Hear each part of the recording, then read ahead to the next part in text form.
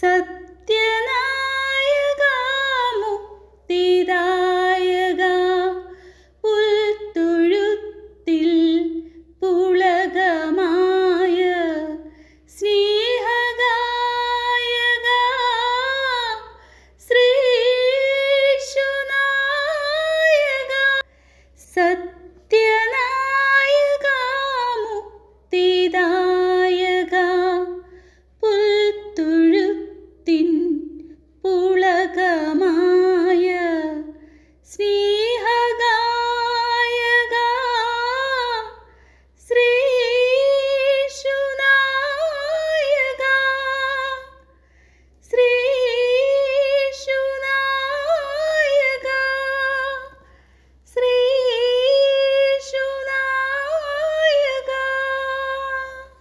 അധ്യായം 10. സഹോദരരെ, നമ്മുടെ പിതാക്കന്മാരെല്ലാവരും മേഘത്തണലിൽ ആയിരുന്നുവെന്നും കടലിലൂടെ കടന്നുവെന്നും നിങ്ങൾ മനസ്സിലാക്കണമെന്ന് ഞാൻ ആഗ്രഹിക്കുന്നു. അവരെല്ലാവരും മേഘത്തിലും കടലിലും സ്നാനമേറ്റ് മോശയോട് ചേർന്നു. എല്ലാവരും ഒരേ ആത്മീയ ഭക്ഷണം കഴിച്ചു. എല്ലാവരും ഒരേ ആത്മീയ പാനീയം കുടിച്ചു. തങ്ങളെ അനുഗമിച്ച ആത്മീയ ശിലയിൽ നിന്നാണ് അവർ പാനം ചെയ്തത്. ആ ശില ക്രിസ്തുവാണ്. എന്നാൽ അവരിൽ മിക്കവരിലും ദൈവം പ്രസാദിച്ചില്ല. അവരെല്ലാം മരുഭൂമിയിൽ വെച്ച് ചിതറിക്കപ്പെട്ടു. അവരെ പോലെ നാം തിന്മ ആഗ്രഹിക്കാതിരിക്കാൻ ഇത് നമുക്ക് ഒരു പാഠമാണ്. അവരിൽ ചിലരെ പോലെ നിങ്ങൾ വിഗ്രഹാരാധകർ ആകരുത്.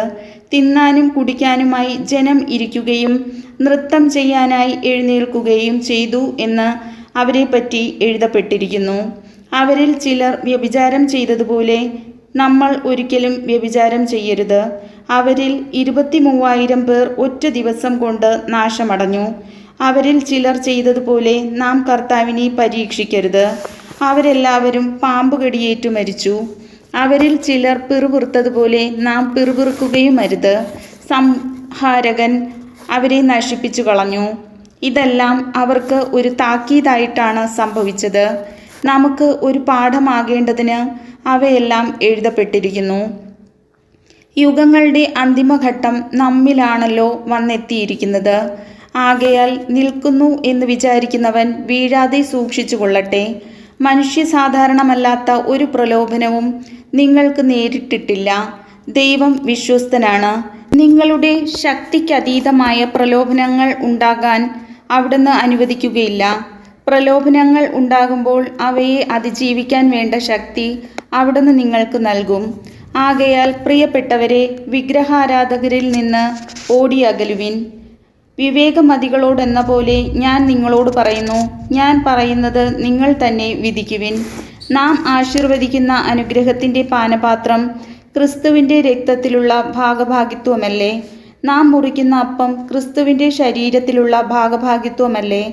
അപ്പം ഒന്നേയുള്ളൂ. അതിനാൽ പലരായിരിക്കുന്ന നാം ഒരു ശരീരമാണ്. എന്തെന്നാൽ ഒരേ അപ്പത്തിൽ നാം ഭാഗഭാക്കുകളാണ്.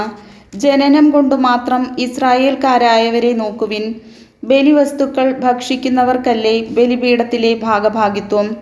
വിഗ്രഹത്തിന് സമർപ്പിച്ച ആഹാരപദാർത്ഥമോ വിഗ്രഹം തന്നെയോ എന്തെങ്കിലും ആണെന്ന് ഞാൻ ഉദ്ദേശിക്കുന്നുണ്ടോ? ഇല്ല. വിജാതിയർ ബലിയർപ്പിക്കുന്നത് പിശാചിനാണ്, ദൈവത്തിനില്ല എന്നാണ് ഞാൻ പറയുന്നത്.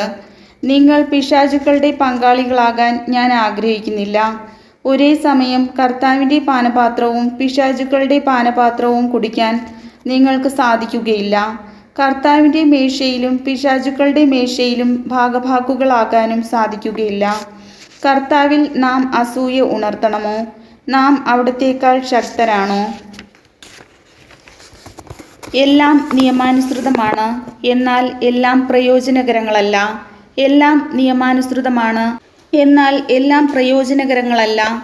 എല്ലാം നിയമാനുസൃതമാണ്, എന്നാൽ എല്ലാം പടുത്തുയർത്തുന്നില്ല.